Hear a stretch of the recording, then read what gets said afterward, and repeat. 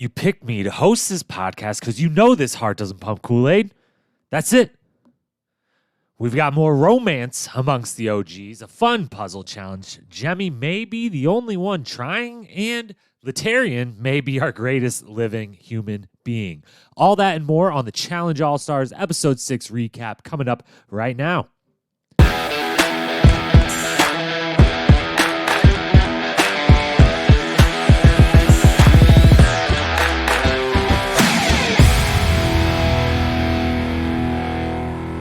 What up, my fellow challenge lovers? Welcome to the Challenge Historian, where we dive deep into all things MTV's The Challenge, past, present, or future. If it's happening in the Challenge universe, then we are here to document it. I am your host and dedicated Challenge Historian, Jacob Hollabaugh. Thank you so very, very much for being here with us today.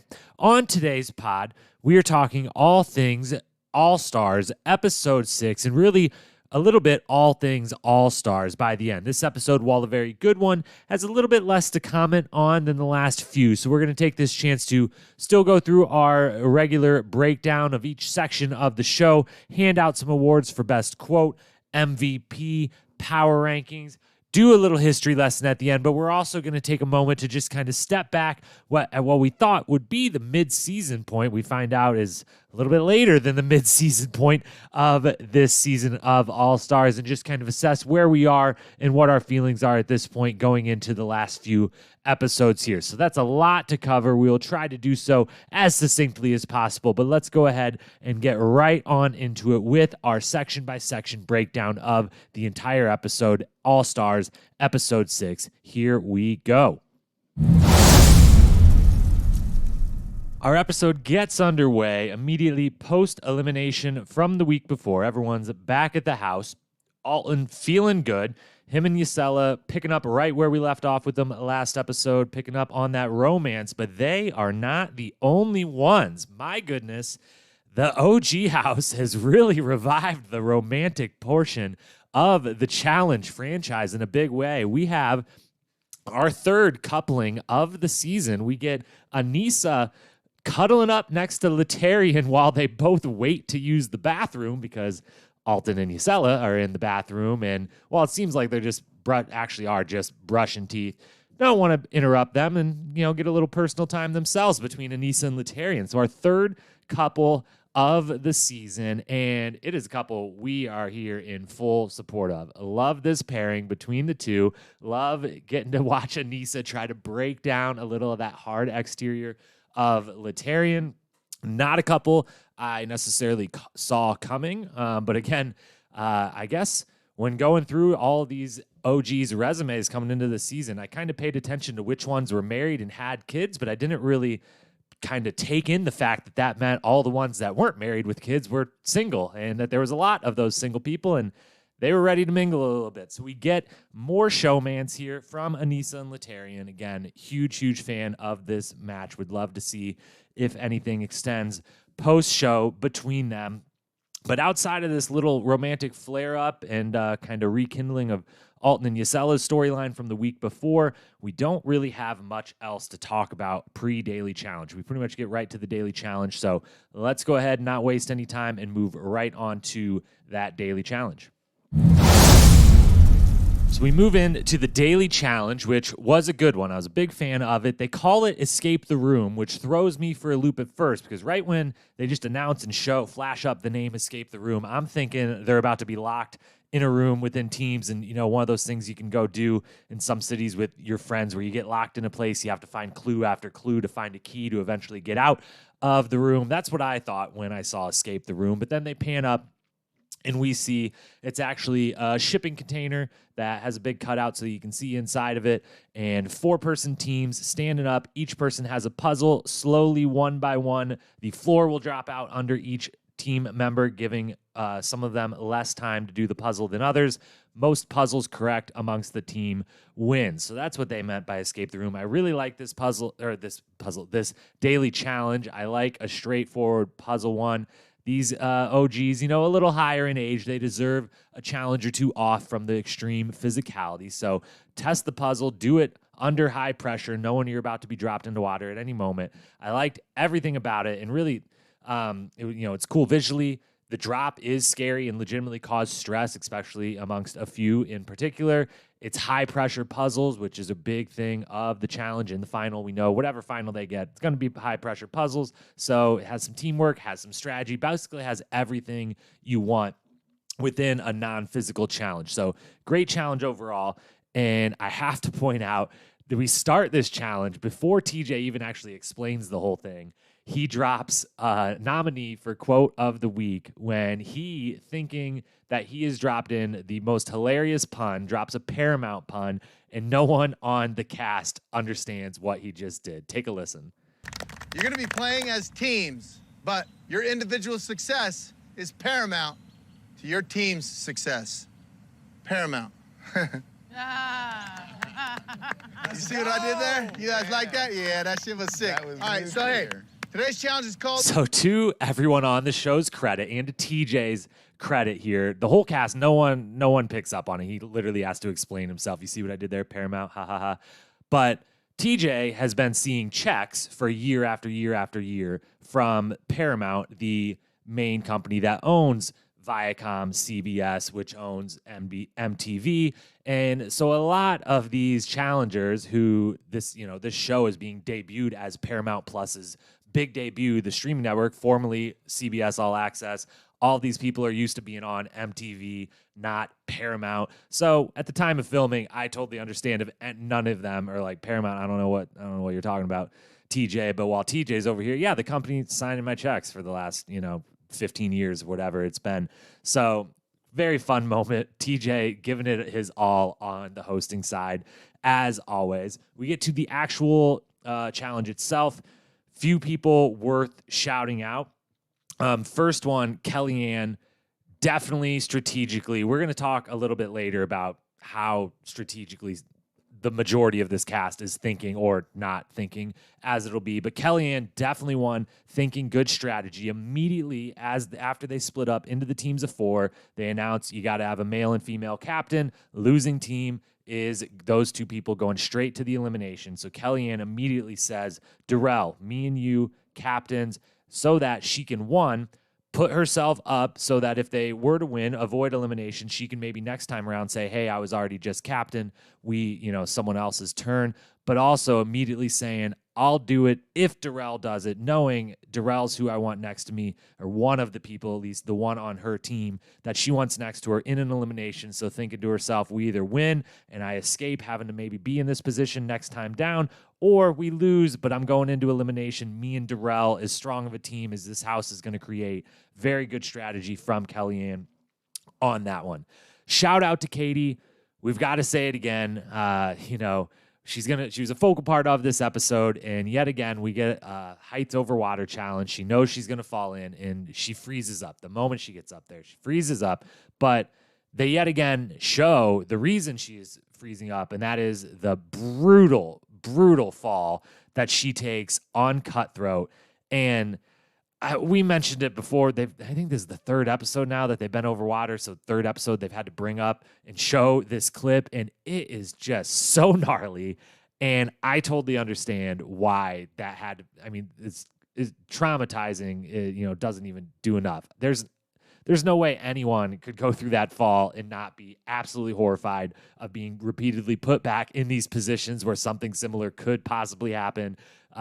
She got the bloody nose again earlier on this season from a very regular, straightforward fall. So as much as, normally outside of having that backstory, I might be like, come on, at least try to do the puzzle a little bit there. I totally get it, and I give her props for even being willing to go stand up there so that there was no sort of DQ for her team as a whole by not being willing to even get up there. So props to her, and props to her, as we'll get to later, throwing herself in the elimination because of this. Second time around, she says, if I'm not willing to do the challenge, I'll go in the elimination. So all good to her. The end of the challenge, though, is the part we're talking about. How did only one person get this right? Shout out Big Easy, but as they scanned through, as each group went, it seemed like every group thought there was 2 people that had got it right, at least 2, maybe even a third on one of the teams. And as they scanned through it looked like people had it correct. I mean, I know it was pretty confusing, lots of shapes, lots of colors. Maybe the colors weren't coming through on the television, but it very much seemed as we're watching it, I'm like, oh, they got two, but Kendall's is upside down. So is that going to count or not? I thought it was all going to come down to, does Kendall's count? And if so, they're going to win. And if not, then there's going to be a tie and maybe it's some time based. But we find out in the end, Big Easy, the only one that gets it right, gets the win for his team. He's the captain, safe from elimination, and as the only male really name being thrown around at all from an elimination standpoint, huge win for him. The only person in the house that was definitely, if he doesn't win, he's going into the elimination one way or the other. More than likely. I guess at this point, he has to actually get last because maybe someone's not going to pick him as their partner. But he was in a susceptible position, gets that W. Shout out Big Easy. Way to get it done. Kendall and Mark going straight into elimination, captains of the losing team. Kendall realizing at the last moment hers is upside down, deciding, I don't think I have enough time. Maybe they'll count it. I don't want to mess it up. Backfires in the end. Who knows if she would have had the time to flip it over, but her and Mark going straight into elimination. That's all for the daily challenge. Let's go ahead and transition to the deliberation and cocktail hour portion of the show. So we move in to deliberation, and yet again, should be said, immediately when they get back to the house, albeit for more obvious reasons this time, being in the elimination himself. Mark is still the center point of every political conversation. This time, Nehemiah and Jemmye tag on with the two people, Kendall and Mark, going in, which is the first sign of many we're going to get to here very shortly, that Jemmye is playing that strategic game. She knows, they were with those two, Nehemiah and Jemmye, kind of had a little alliance going with Cyrus and Beth, who just went home. They know Mark, now going into elimination, still is probably the most powerful person socially, politically in the game. So who do you think is going to show up with them outside, talk some strategy, take down the name they want to hear, get thrown in, but Nehemiah and Jemmye. So those two definitely with Jemmye leading the way, playing the strongest strategic game. We then move to the actual deliberation. Katie steps up, throws herself out there, and that's where we get another nominee for Quote of the Week. Feels like deja vu. We heard a very similar sentiment from Jemmye a few weeks ago, but here she is again, baffled at the lack of strategic thinking by all these people throwing themselves in. Take it away, Jemmye. Am I the only person that understands the whole point of this game is to avoid elimination at all costs? Old Katie would have never done this. I don't even know if old Katie would recognize new Katie. This isn't your kids' soccer league. This is a challenge. $500,000 is on the line. Get out of parent mode and come back to challenge savage mode. It seems like she's the only one that's really taking this serious, that's really going all the way of this is a season of the challenge. This is cutthroat. The political game matters almost as much as anything or more than anything else. She's going all out, and she can't stand that these other people, even helping her out with these actions, are acting like this. So shout out her. I'm right there with her. I'm baffled. I get, the respect, Katie not, doing the challenge, throwing herself in there. But, man, I'm not doing it. If that's me, I'm saying, hey, I had this horrible fall back on Cutthroat. I got messed up in a big way. It was traumatic.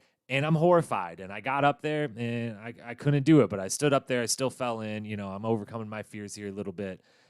Don't throw yourself in, because I don't think she was going to get thrown in. Let someone else get voted in. I don't think she was necessarily going to be the House vote. Who knows? One thing to point out during the deliberation, I guess I didn't predict it. I thought about it out loud a few weeks back, but it does finally rain. They have this outdoor deliberation area, which I just wondered, given the climate they're in, it's not always sun, it's a very sunny place. They've had wonderful weather so far, it seems like, but we finally do get a little rain, and we find out that doesn't matter. Just do the deliberation, make it faster. If it starts raining, you got to go outside. That's where we're doing it. That's where the cameras are set up. Get it done. Other thing to discuss about the deliberation is Alton, my guy Alton, greatest athlete in the world. Alton he ended last episode. He comes out of an elimination having won and having been very riled up beforehand, not happy about being called out. And at the end of the episode, last episode, And even, I believe, the very beginning of this episode, they have in an interview him saying something to the effect of, I'm going to take all y'all out. I'll take on every guy, every single one of you in the elimination. Keep throwing me in. I'll beat you. He had that kind of attitude very quickly, literally the next day. I'm pretty sure they're doing every day challenge, elimination. So literally potentially the very next day after the I'll take all y'all out talk, Alton has already switched back to, hey, I had my glory. I'm not going back in. He literally says, I had my glory. I'm not going back in there, which just, I mean, I know, you got to talk the big game. You got to play the strategy. So I guess he's doing everything right as far as the show is considered. He's talking that talk, but still when the time comes to it, he's playing the proper game, not just going to throw himself in there over and over, but just hilarious knowing the time frame of the show, how quickly he goes from, I'm going in every time, I'll beat every one of you, to, no, I had my glory. I'm gonna chill back here. So I thought that was great. Moving to the cocktail hour, and what a pathetic showing from the guys. You can't blame them necessarily. I get it. No one wants to be called in by Katie. You're going up against Mark and Kendall, maybe the dominant male and female athlete of the house. We've only really seen athletic, physical elimination challenges. You're coming off a daily challenge that was a pure puzzle, so you're thinking this elimination probably going to be physical yet again. Maybe, you don't want to go in there with Katie. You think it's kind of a death sentence. You're going to be off the show. But the way they all go about it, I mean, Katie, shout out to her. She handles it so well. I mean, the disrespect is big, and she handles it like a champion. She laughs about it. She plays along a little bit. She understands it, and it's all pretty funny, but it's also a little bit weak. And all of them are just put to shame by the star of this episode, who we're now going to start talking about a lot through the next couple sections here, and that is Laterrian. Such a man. Laterrian is just a real one. He's honest about his chances, but just a fucking boss move. Walks right up to her, lets her know, hey, if you need someone in there, you look up and see me. I'm a bad MFer. I'll come in there. We'll get the job done. That's it. End of story. He's just, he's a real one. He's a loyal guy. He sees someone in need. He has to go in and help them. And that is everything. I mean, just, we're going to continue to talk about the same theme over and over. Laterrian is just a man. You know what? Let's go ahead and just hear it straight from the man himself. Here is Laterrian being that absolute boss, explaining his feelings on the situation. Another nominee for Quote of the Week. Take it away, Laterrian. Winning this whole challenge helped change my life significantly as far as having that much money. Hell yeah. Would I be able to sleep at night knowing that I had a friend in need and I could have helped and didn't help? Nah, I don't rock like that.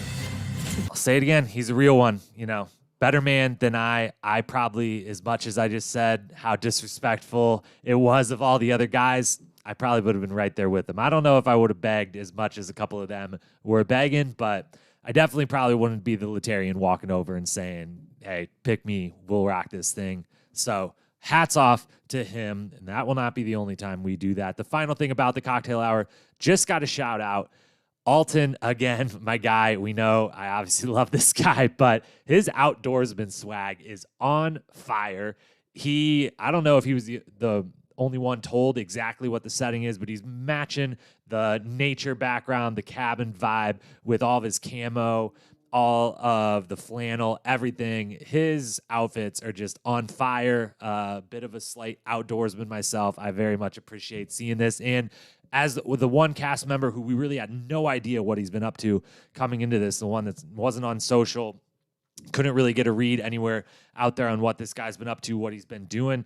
Seems like he's living that outdoors life, but at least based off the wardrobe he's bringing in here. So he must be feeling right at home in their cabin. That's everything for the cocktail hour deliberation. We'll move to the final segment of the show, and that is the elimination round.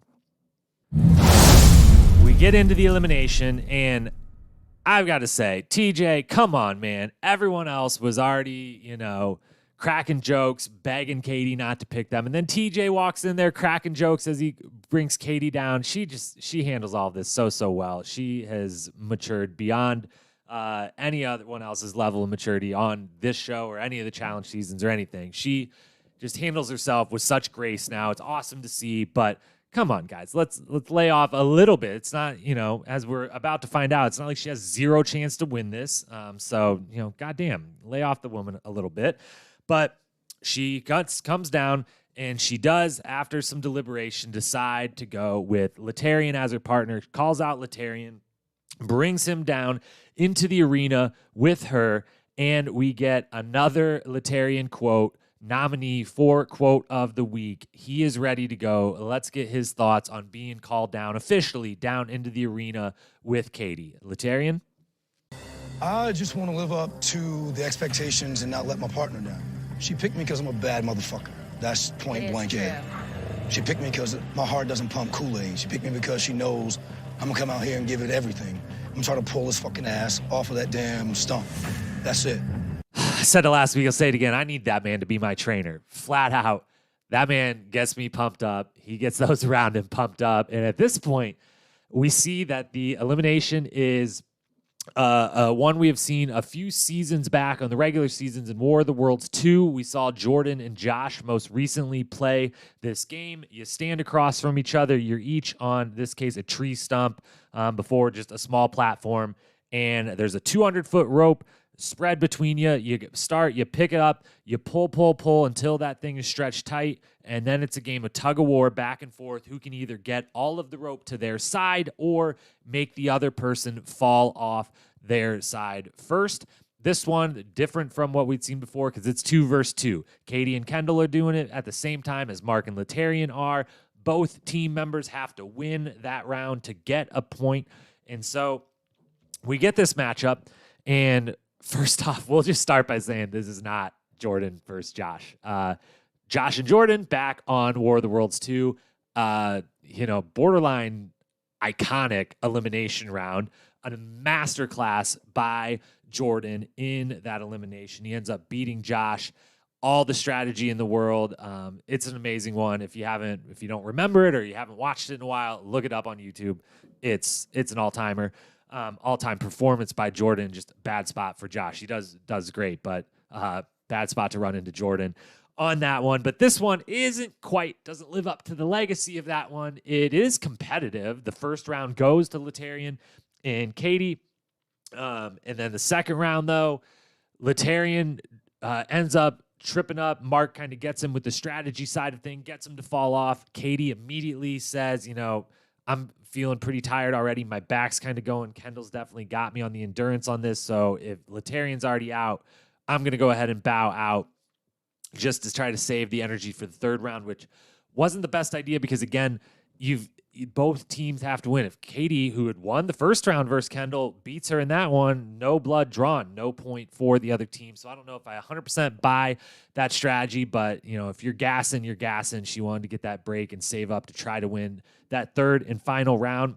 I will say this game is harder than it looks for sure. You don't realize how bad the back and the legs are going to hurt doing this, which is why going in, even Kendall versus Katie physically, I'm probably going to take Kendall, but specifically on this one, that doing yoga for 8 hours a day, all day long, or whatever everyone's been saying she's been doing. We've certainly been seeing her do a lot of it outside of the house. That yoga is perfect training for this type of challenge because this isn't necessarily about your forearm strength. This isn't a traditional tug of war where you got to get that pose, lean back, and just use those forearms, those shoulders, those thrusts, and pull your opponent. This is balance. This is core strength. This is being able to distribute that weight throughout your body evenly. This is being able to sit in a squat so that your back doesn't get, flare up early into it. And so I thought going in, Kendall was going to be a killer at this. She does pretty well, but even she doesn't necessarily have the ideal form. She finds herself bending way over, not really using that back, using that leg appropriately, tiring out just as well. But in the end, Kendall and Mark get it done. They win the second and the third round. There's a moment where we think Mark, the Godfather, he finds himself in the elimination, which only way he was going to find himself here is getting last in a challenge. No one was voting that man in. And I also don't know that anyone's going to call him out to bring him into the elimination with them, even with him being one of the best males, or at least seems to be one of the best males. I don't think anyone even wants to put that, possibility on themselves that they might remove him from the game. So this was the only way he was ending up there. and they get the win. Looks like the Godfather might be going out. They get the comeback, win round 2, win round 3. Kendall keeps her perfect record intact. We talked a few episodes ago in our history lesson about Kendall being one of the few people out there with that perfect challenge record. She's only done the one show. She won all of her eliminations. She won the title. Comes into this one. She's now got her second and third elimination wins, trying to keep that perfect record intact. And then the other thing that's got to be said, I can't believe they did not mention this on the show. This is the Godfather's first ever elimination win. I don't know how that doesn't come up. I don't know how he doesn't bring it up in one of his interviews, but a monumental moment. The Godfather of the challenge, first ever elimination win. You'd think maybe when we get to the start of next episode, they're coming back from the elimination hill. They'll mention it in the house or something when they're celebrating, but he has only ever been in one single elimination round before, and that was on Battle of the Exes 1. He and Rachel are in there, and they end up losing. Excuse me, he loses with Robin as his partner. Sorry, Robin, not Rachel, but Battle of the Exes 2, the only time he's ever seen the elimination, and that elimination was the last one right before the final. He and Robin get taken out by Johnny Bananas and Camilla, who go on to win that season. Otherwise, Mark has only been on, those earlier seasons, Battle of the Sexes 1 and 2, most notably, no eliminations on those. His very first season on the show, no eliminations on the Duel. In Duel 2, he's there, but never gets thrown into elimination. He was just Duel 2. He was not on the Duel. But so a couple seasons where he could have been in elimination, just never was, made it all the way to the finals. A few seasons where there weren't eliminations to be a part of. So somehow, some way, the Godfather had challenge had only been in one before. He had lost. This is his first elimination win.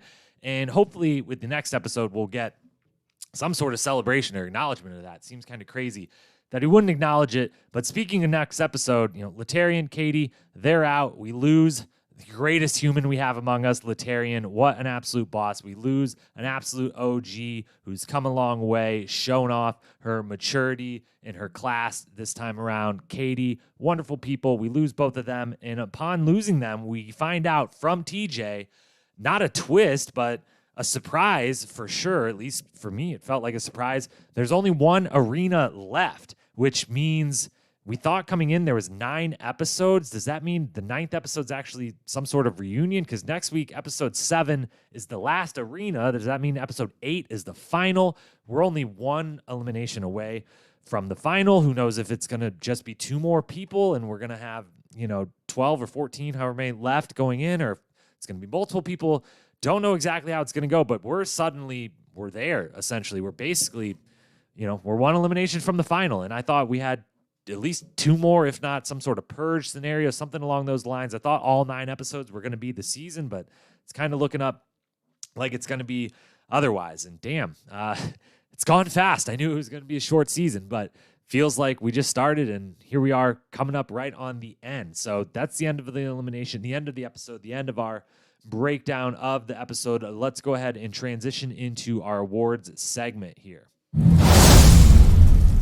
Starting off with the quote of the week, we've got 4 nominees. We've heard them all once before. Let's go ahead and run through them one more time. First, we've got TJ Lavin himself making an appearance in the best quote for his somewhat failed attempt at the Paramount pun. Take it away, TJ. You're going to be playing as teams, but your individual success is paramount to your team's success. Paramount. You see what I did there? You guys like that? Yeah, that shit was sick. All right, so hey, today's challenge is called... I mean, he's trying so hard. Just give the man the Emmy already. We already made our big rant and plea previously. We won't do it again, but give TJ Lavin an Emmy. He's the best host out there. Then we got Jemmye, nominee number 2, talking yet again, deja vu about people throwing themselves in that being bad strategy. Jemmye? Am I the only person that understands the whole point of this game is to avoid elimination at all costs? Old Katie would have never done this. I don't even know if old Katie would recognize new Katie. This isn't your kid's soccer league. This is a challenge. $500,000 is on the line. Get out of parent mode and come back to challenge savage mode. And then our third and fourth nominee for Quote of the Week both come from Laterrian, the greatest human walking among us, as we found out on this episode. The first being about his perspective walking in with Katie, or walking into that cocktail hour and treating Katie differently than all the other guys. And we're going to play them back to back. So then the second one is then what his feelings were upon being called into that elimination. Both of them nominees. Here they are back to back. Laterrian, take it away. Winning this whole challenge helped change my life significantly as far as having that much money. Hell yeah. Would I be able to sleep at night knowing that I had a friend in need and I could have helped and didn't help? Nah, I don't rock like that. I just want to live up to the expectations and not let my partner down. She picked me because I'm a bad motherfucker. That's point blank it. She picked me because my heart doesn't pump Kool-Aid. She picked me because she knows I'm gonna come out here and give it everything. I'm trying to pull his fucking ass off of that damn stump. That's it. And of course, we've got to give the man, Laterrian, the win, and we're going to give it to him for that second one. I mean, I don't know if Mark and Kendall were in earshot of when he said that. If they were, I personally would have been shaking a little bit. I would have, been thrown off. Is anyone else hearing that? I'm going to be jacked up if I'm Laterrian's partner. That gets me going all the way. I don't know if I wanted to hear that. I hope Mark and Kendall were maybe out of earshot for that. I guess it ultimately didn't matter. But Laterrian gets the best quote, and we might as well just roll right on into MVP of the episode because it is also Laterrian. He has those two amazing quotes. He is clearly the best dude walking among this house. He's got fantastic commentary throughout, regardless of the moments we discussed throughout the whole thing during the Daily Challenge before. He's been a fantastic interview the whole season and in this episode. He's got the little romance to kick off the episode with Anissa. He's pouring his heart out in the arena, showing great effort. So Laterrian, far and away, MVP of this episode. This was the Laterrian episode. Mark gets some votes, as does Kendall, as does Big Easy, all three for their elimination and or Daily Challenge victory. But this was an easy one. Laterrian all the way, MVP of this episode. As for our power rankings, which starting to really come into play now that we know we're one elimination from the final, we're really starting to look at this as almost, I guess only two more people are even going home. Basically, everyone left is probably going to be running this final. So we're looking at these power rankings as if, assuming all these people make it, trying not to even worry about who's going to be the last eliminated here. If these people are all in the final, we're not looking at this. Who's going to win, not just make it. So there is a small difference in the power rankings changing over now that we know basically all these people have made it. Top spot for sure, Darrell. I predicted it last week. I think that was last week that I said I thought for some reason I didn't have a lot behind it other than, he is a four-time champ and a true OG, but Darrell, my money's on Darrell right now. If there were odds up in Vegas, I'm putting money on Darrell. It looks like he's going to be in the final, and if so, he's my odds-on favorite to get the job done. Kellyanne and Kendall coming in at 2 and 3. Kellyanne surpassing Kendall for the first time in these power rankings for me and moving up into that second spot. Again, she showed the great strategy within this episode. She's clearly thinking smart. Her and Kendall kind of neck and neck for me and the physical side for the women. So they're coming in at 2 and 3, clearly can run, clearly can do the puzzles a bit, both playing a strategic game. Both have had good moments throughout the season, having some momentum. They're 2 and 3. Derek coming in at 4. I think if he gets in that final, I think he's one of the guys in the best shape. Is clearly, he's been putting on the muscle, but I bet knowing how embedded he still is in this community, he's been covering from the media standpoint all the finals we've been having. There's no way that man's been putting in that kind of gym time without throwing in the cardio. He's going to be heard from in this final, assuming he makes it. And then 5th, we got the Godfather, Mark. He's done a couple finals before, including the Duel 2 was the one final he was a part of that was a legit final the way we think of them nowadays. It was a grueling one, a long one. So he's done it before. He's clearly in great shape. He's got a lot of the momentum, the camaraderie on this side. I would take Darrell or Derek over him if the final started right now, but he still comes in 5th on these power rankings. So Darrell, Kellyanne, Kendall, Derek, Mark, that's your top 5 for me. And again, my prediction would be, if I had to pick someone right now, Darrell's winning this thing. Overall episode grade, I'm going to give it a B.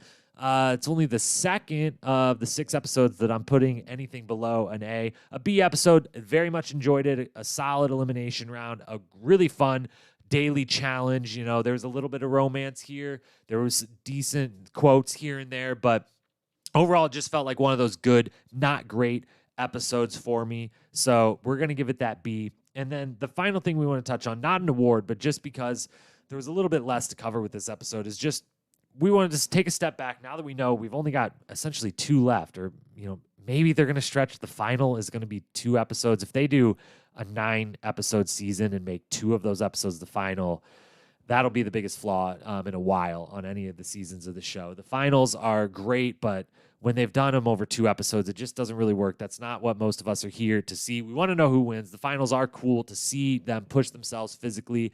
They're entertaining, but they don't deserve 2 episodes. We want more of everything that comes before it. So hopefully, or I guess, I don't know, hopefully, but we got 1 episode left with an elimination, then we got a final, then maybe we got a reunion. But the season's almost over, so let's take a step back and kind of look at, is this season working? How do we feel about All-Stars now that we, basically 75% of the way or more through it? We're coming up right on the end. And I was actually planning on doing this because I thought we had just passed the halfway point. I thought, that we still were going to have 2 more episodes and then a final. So I thought we were, just easing into that second half, but we're further than we thought. So sorry that this didn't come a week ago, but short answer of is this season working is yes. The longer answer is kind of no, but mostly yes. It definitely is so much fun. And it's been amazing to have these people back, and it started on such a high. That first episode, 2 episodes, just seeing these people on our screen again, seeing how many of them there were, how great they all were behind the camera again, talking, interviewing, doing the challenges, everything. It was awesome. It still is awesome. The one thing that's kind of seeped in as it's went further, though, is there's just a big divide between those that could be still on the regular version of the challenge and those that really could only be competing in this environment. And, we talk at length at times. There will eventually be a full breakdown, a long, long breakdown of me. I kind of consider this as part show, part sport. I kind of split the entire challenge experience into the sport side, the show side, and all these people belong on the show side still. They've proven that. But a lot of them maybe don't fall, on the sports side of it. And it's not even so much that some of them don't, have that. It's just that there's such a clear divide between those that are still could be, again, on that regular season. I mean, Mark, Kendall, Kellyanne, Derek, Darrell, Alton, these people could step right into a real season. I mean, Darrell and Anissa have. They just came off the real season where they both made it fairly far into that season. But, just having that clear divide between kind of the haves and have-nots on the physical side is, not that glaring at first, but as the episodes progress, a little bit glaring, as is the kind of divide between those that are there because it was going to be fun. They were going to be on TV again. They were going to see their old friends. And it was just kind of, let's do this experience versus those that are like, no, let's be on the challenge again. Let's compete in a challenge. Let's get my way back onto the regular show. So just those little divides start to show up more and more as the season goes on. And they don't taint it necessarily, but they just bring the level of enjoyment down ever so slightly. And then the other thing is the length is going to be a bit of a problem in this way. Not a problem as far as like making the show less enjoyable while we're watching it, but I say all of what I'm about to say as someone who doesn't like the whole 18 episodes that we've been getting of late on the regular seasons. 20 episodes, 20 plus with the reunions of double agents, but 12 to 15 is kind of that sweet spot of the episode numbers that we're kind of looking for from the fan perspective, but also the length of time the people are there and making it so that everyone kind of earns their way to the final. We talked before in our preview pod of, is this season going to feel like a true challenge championship? How is it going to match up versus the real show? And with, Jemmye, Kellyanne, Darrell, Derek, Gisela, Ruthie, none of those 6 people I just mentioned have had any worries at all. Literally just going to walk to the final challenge of this, never having to sweat a moment on the whole thing. Anissa and Mark while they've been in eliminations, honestly, they've not really had to sweat at all, really either, just walking their way to the elimination. Really, it's just Nehemiah, Easy, who hasn't been in an elimination but has been threatened with them repeatedly, Alton and Kendall. Those 4 people have the only ones that have really had to feel the stress of a challenge season, the chances of going home, the uneasy sleeps, this, that, and the other. So the length of time, not only of the episodes that we're getting, but also just realizing how fast they're trying to bang this out, how quickly they're just moving through. We've done enough elimination. Let's just go to the final. And how kind of easy it is to, make the final is bringing down where when the season's kicked off, the first couple challenges, the first couple eliminations, I was like, yeah, they're doing this faster. They're, doing these every single day, trying to bang this out, which I get for these people with busier lives to be able to come and do this. But at that point, I thought this thing is full blown, is the same as the regular season, basically just done faster and going to be a couple episodes shorter. But now that length is really kind of rearing its head and making it. We'll see what the final is, how it ends up, how we feel at the end. We'll kind of assess what we feel about the champion. But those are just some thoughts on, the season. Definitely, if I had to give the overall season right now a grade, it's an A. I want more of these. I want a lot more of these seasons of All-Stars. But it definitely felt like it started on such a high. It felt so awesome to have it back. And it's just dipped a little bit from that. So it's still in a great spot, but just that feeling of knowing it has dipped a tiny bit. If we just popped in right now and we're like, yeah, it's an A, it's an A minus, whatever, we'd feel great about it. But because it kind of started with that, this is an A plus. Oh my gosh, they're knocking this out of the park. It feels like, we just get that feeling like it's dwindled a tiny, tiny bit, which has this negative energy about it, even if it's still in an amazing place. So is the season working? Again, short answer, yes. This is awesome. Long answer, it's a little bit more complicated. There's some things to talk about. But overall, yes, the season is working. I'm loving it. I hope you're loving it too. If you're listening to this, you're obviously loving it. So with that, we'll wrap up this segment. We'll move into our final portion of the pod, a quick history lesson for you, and then we'll get out of here. So open up those textbooks, get out those pens and notes. Let's dive into a little challenge history. Time for another challenge history lesson, and this time we are talking the Finals 5 Timers Club. Now, this comes about because at the end of this episode, we learn 1 elimination away from the final, which means that 2 people standing up still here in this season of All-Stars are 1 elimination possibly, or bypassing elimination, 1 episode away from joining the 5 Timers Club, those individuals who have made a finals 5 times. Derek is actually already a part of this group, so we already got 1 person a part of this exclusive club on this season, but Mark and Darrell, each with 4, are now 1 episode away from joining this exclusive 5 Timers Club and making their 5th final. In the 5 Timers Club, we have 9 people. Tied in first is Johnny Bananas, CT, Cara Maria, all tied at 9. Should be, let's see, between those 3, I guess who did it first is actually Cara Maria was the first to 9, and certainly of those 3 did it in the least amount of seasons. She's 9 out of 14, CT's 9 out of 18, Johnny Bananas 9 out of 20. So shout out Cara for that high efficiency in making the finals nearly all the time that she's been on the show. But they're tied at first, 9 finals appearances each. Then coming in 4th or 2nd, either way you want to look at it, but 4th is Kenny Santucky with 7. And now I think he's come up in a previous history lesson. Anytime we mention his name, we do have to mention he left the show under, pretty negative circumstances with the allegations that were made coming out of the ruins. That's why he did not continue his challenge career. Bringing him up, we don't know what happened. There's not all that many details. Everything was settled off the side. So as much as it should be mentioned, we don't have the ability to really cover that in a great way. So we're not going to mention that, but we are going to talk about the fact that he did go 7 out of 8 in his time on the show. So 4th most finals ever, 7 out of 8, an incredible number there. So Kenny is the 4th spot.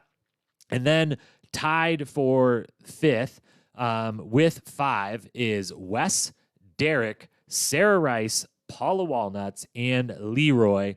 And sadly, it must be mentioned, of all the 5-timers that we have, all 9 of them, only one of them has never brought home that title, and that is our guy Leroy, who just with his finals appearance in Double Agents made this exclusive club, became the 9th member of it, but sadly did not get that W. Leroy, we know you said you retired, but we're going to get you back. We're going to get you that finals victory. So we've got 9 people in the 5-timers club. Mark and Darrell sitting there right on. If we just, if we include all-stars here, it looks like those 2 are about to make it, potentially balloon this exclusive club to 11. We've got 15 people, including Mark and Darrell, 15 currently at 4, 13 people at 3. And that is your 5-timers club. That is your challenge history lesson. And that is all for this episode. That's all we've got for you today. We've got 2 more left, at least 2 more, maybe a reunion. If there's a reunion, we'll probably cover that here too. But next week, last elimination, we'll see who sticks around, who makes it to that final. If Mark and Darrell can join that 5-timers club with their buddy Derek, if Derek can move up from that tie into an 3rd place all on his own, or 5th place all on his own, whichever way you look at it. But 2 episodes left. We will be back to recap them after they come out. So always make sure, if you're listening on Spotify, hit that follow button so you don't miss an episode. If you're listening on Apple Podcasts, subscribe, rate, review. Those reviews help us immensely. Please do those for us if you can. Huge, huge, huge help. If you want some daily content, follow along on the Instagram page at Challenge Historian, and check out our YouTube page. I can't talk. Good thing this podcast is about over. But our YouTube page, where starting next Monday, every Monday after that, you will start to see some additional challenge long-form content breaking down different historical perspectives. If you like the history lessons at the end of this podcast, you're going to love these videos that we're going to start putting out every single Monday on YouTube at Challenge Historian. So follow us there, follow us on Instagram, follow us wherever you're listening to this podcast, subscribe, rate, review. Those things help immensely. We appreciate them greatly. We appreciate you for being here today. Let's all get geared up for one final elimination and head right on into that final. It's going to be a good one. Challenge All-Stars coming to a close soon. We'll be here to recap it. We'll talk to you next week. Challenge lovers, signing out.